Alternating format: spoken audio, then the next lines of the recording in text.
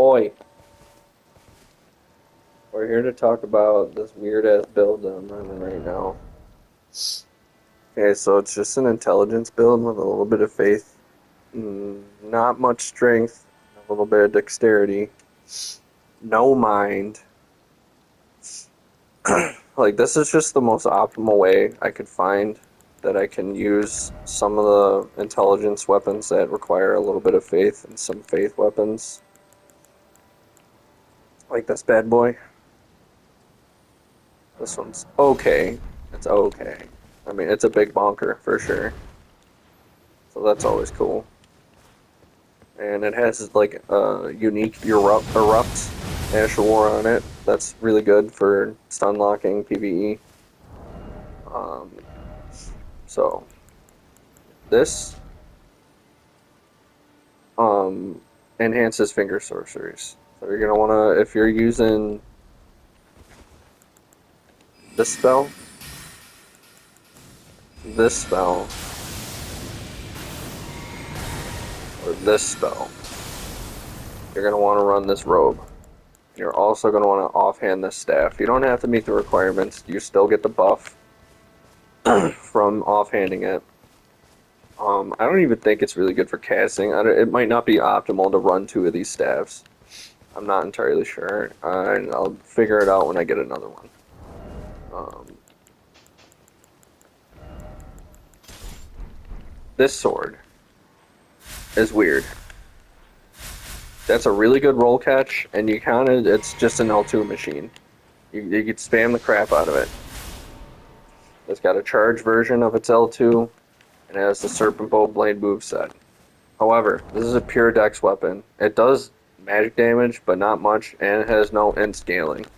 However, just this weapon at +9 and meeting the requirements is still pretty powerful. This goes through shields. It's like completely ignores shields. I think it's like it's basically what the hell is Uria's weapon called in Dark Souls 3? I can't remember, but the unseen blade is kind of like the unseen blade. Like its regular attacks will ignore shields. I think it does like 50% of the damage it's supposed to do when it's hitting through a shield. So it doesn't just do chip damage, it does like okay damage through a shield. Alright, what else? This thing also, L2 machine. Hits like a semi. Just spam the shit out of it and hope for the best, to be completely honest. A lot of people like I got in one fight. Dude was running poise with this thing, and we were just sitting there stun locked like this. We kept on L2ing into each other. It was so brain dead. This is definitely the new Moon Veil, one of them. Because let me tell you about this thing. If you don't already know, this thing has insane range. Not that. That does too. I hate that bullshit. This is a stance. So this talisman works with it. You can tell it's working because of the little aura buff you get. See, now it's active.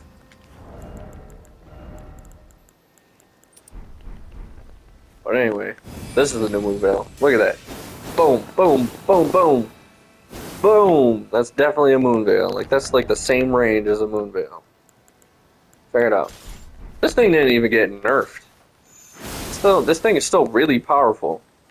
Like, it still does the same poise damage, because the damage isn't the problem. The poise damage of the L2 is the problem. It's like you get stunned every time, no matter what. But we're not talking about that. We're talking about these bad boys and these weird ass spells. So all of them are chargeable. So you want to run Godfrey Icon. This is optional. The Beloved Stardust. It's really cool for PvE, but for PvP, I would not recommend doing it. I have in the past, and it does help your casting speed by a whole lot. It's like having 80 dexterity. It's freaking crazy, but at the cost of damageation. Not cool. Anyway, that's a charge version. That does really good damage if it hits the target. PvP, it's really weird. It it like has a mind of its own. There's no telling when you'll be able to roll that. You can roll it and then think you'll be fine, and then it smacks you in the back of the head and you're dead. Because you had like half of your health. Okay. Pan's yelling at me to feed him.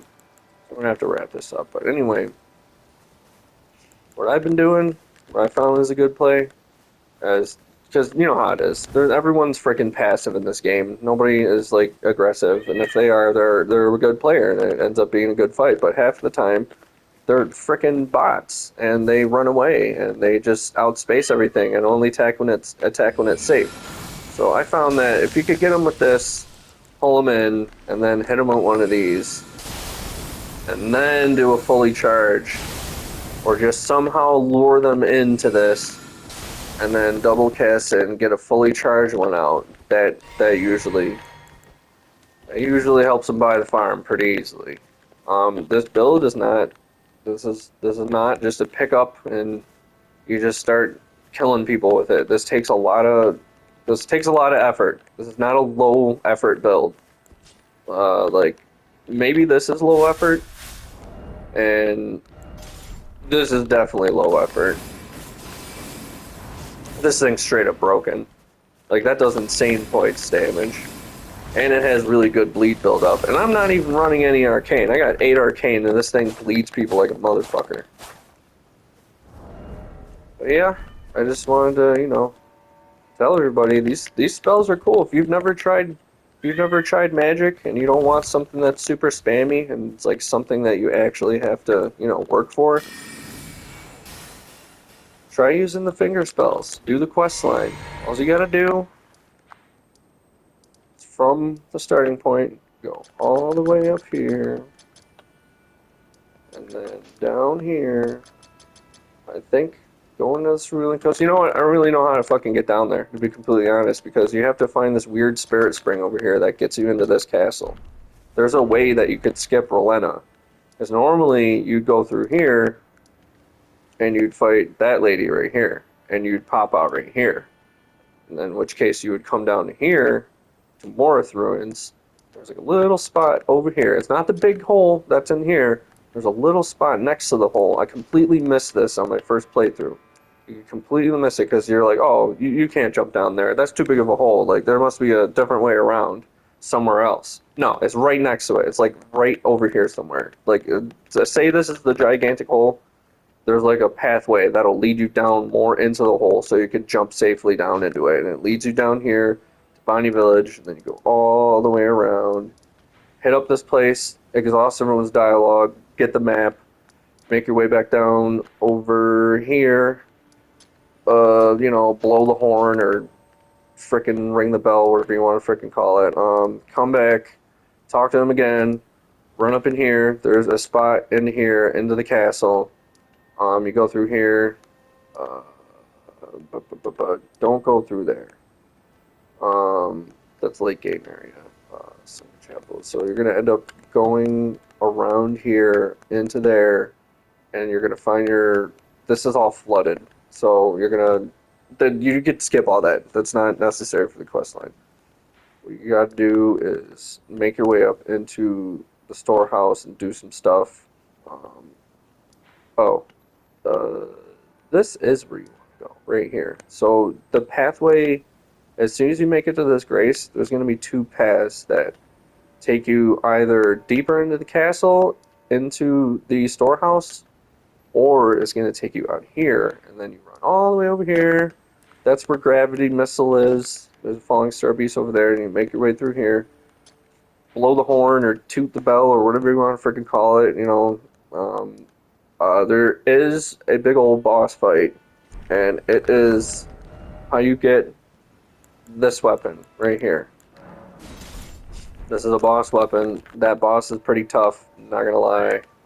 It's really wonky. It's a really crazy fight. I'm not gonna spoil it for you. Just go do it. Go do the quest line. You won't be sorry. If you like intelligence, or if you're interested in intelligence and you don't want something that's brain dead, try using these spells. These are super difficult to use. These are PvP spells. They're actually pretty good for PvP. Like you just gotta get inside their head. That's all PvP is you're trying to, control the fight. You want to try and get in their head and predict what they're going to do. And these spells are easy for punishing that. Like if someone's going to jump at you and they're spamming jump attacks, just pull off one of these really quick because you can aim it right next to you. It's cool like that, and it has 2 explosions. And this is chargeable also. They're really good for crowd control and like big bosses and getting people to back up off you. These are really good for scaring people away. Like nobody wants to deal with this. Look at that. It's crazy. Nobody wants to deal with that. This too. Nobody wants to deal with this. This is crazy. Can you imagine this getting spammed at you? This is not fun. Getting that shit spammed at you. Now I said that this isn't spammy, but you can spam this. This is crazy how you can spam this. You can just start blowing shit up this way. You could go, they're spamming roll left, aim it in front of them. It'll hit them. They're trying to come at you, pop one off right in front of you. It's gonna get them. They don't work really good on low lat though, or high lat. So you're gonna have to have something spammy or something good like this, because this, I've noticed even on high lat, this will still roll catch the shit out of people, and it's got really good bleed buildup, even though I'm not even running any arcane at all. I'm just on a samurai, and I just pumped intelligence and gave myself a little bit of dexterity and strength for, wielding different weapons, and like 11 faith, so I could swap. I could talisman swap, and then, swap to these faith required weapons like this. That's got a faith requirement. This sword, I don't care what anyone says, this is an intelligent sword. It may have some faith on it, but buffing, like, maxing out faith will do nothing for that. It's not like the Sword of Knight of Flame, where if you have high faith, the fire damage will be really good. This damage is subpar, no matter what. It's very balanced, to be completely honest. It's just like a strong fire spinning slash. That's all it is. Like if you get caught with one, more than likely gonna get caught with the rest of it, and it's got some, fire pillars that come up. It's pretty good. It's pretty good for getting people off of you. But this is the star of the show right here. This is definitely the new Moonveil. Look at that range, dude. That range is crazy. It's like the same range, if not maybe a little less. Not entirely sure.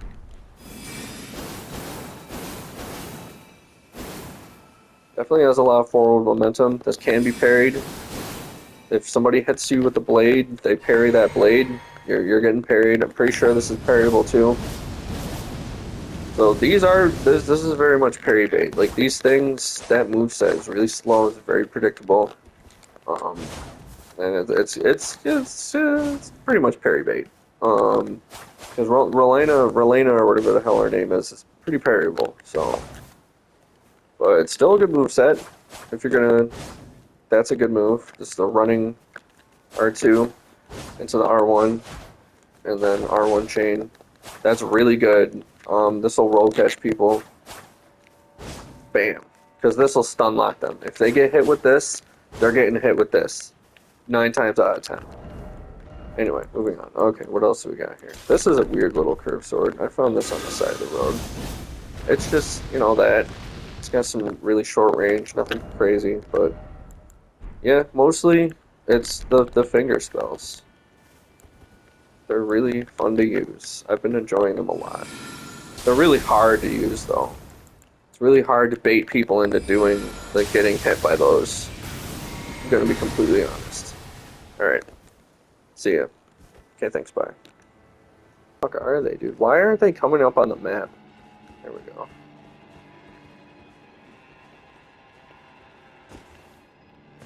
Oh, I think they're back there. Oh, he's right there.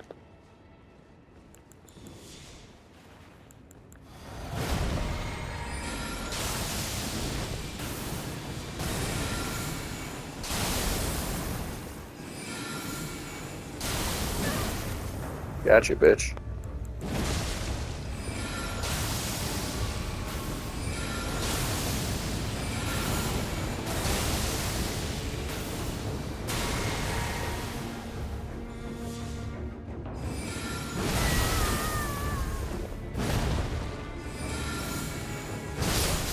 Oh, I got him. Get fucked. I don't care if I died. We take those. It works really good on thirsty people. Like,